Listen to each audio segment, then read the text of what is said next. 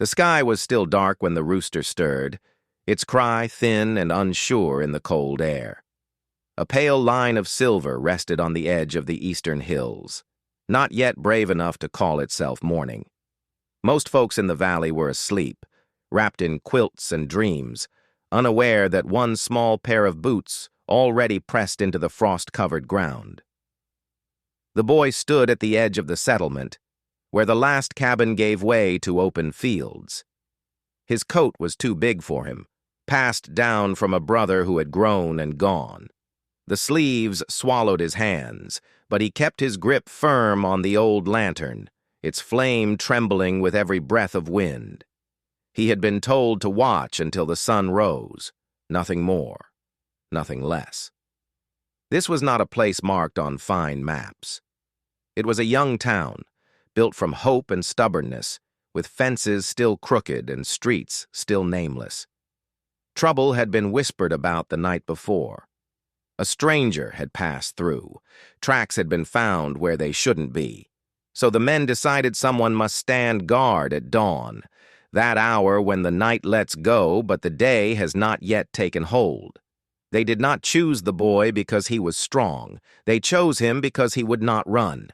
He shifted his weight from one foot to the other, listening to the world wake up.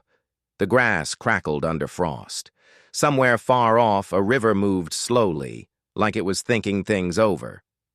Every shadow looked taller in the half-light. Every sound felt closer than it should. He thought of his father then. The man had stood in this very place years ago, musket resting on his shoulder, eyes fixed on the same horizon. Folks said his father could spot danger before it arrived, as if the land spoke to him in a language others had forgotten.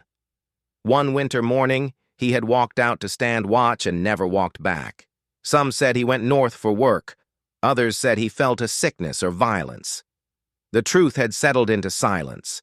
The boy swallowed hard and lifted the lantern higher. A wind rolled in from the hills, carrying the smell of earth and pine. His heart thudded, loud enough he was sure the fields could hear it.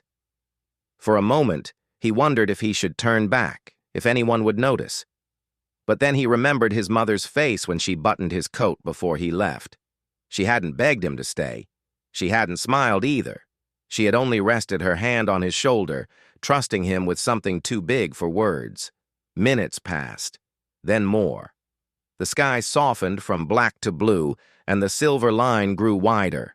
Birds tested their voices. The world seemed to breathe easier.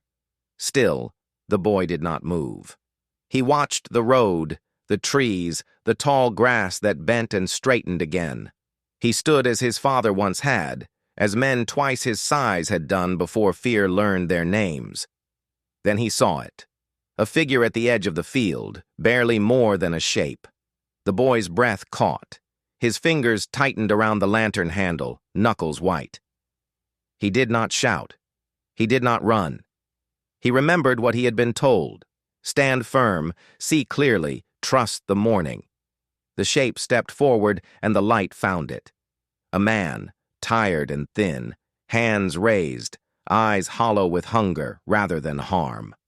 A traveler who had walked too long and slept too little.